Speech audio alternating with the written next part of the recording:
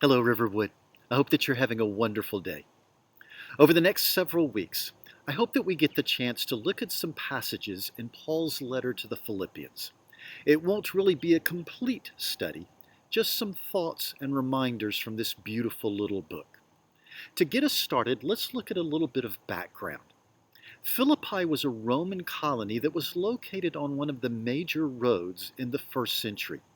There were some gold mines nearby, so it was a wealthy area. It was also an area where veterans of the Roman army settled.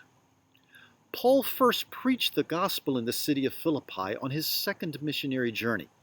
He was called to go to that area by the vision of a man asking for help. Acts 16 gives us an account of his visit there. When he arrives, he meets with a group that's gathered for prayer by the river. One of those people was a woman named Lydia.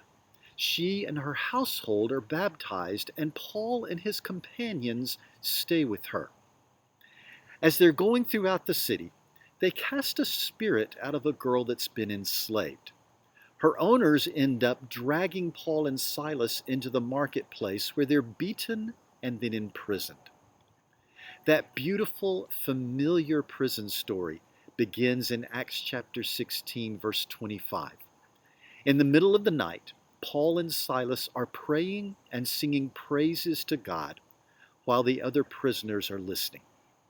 While that's going on, there is an earthquake that opens up the prison. Because he knows that he's going to be put to death if his prisoners escape, the keeper of the prison is about to kill himself when Paul calls out to him.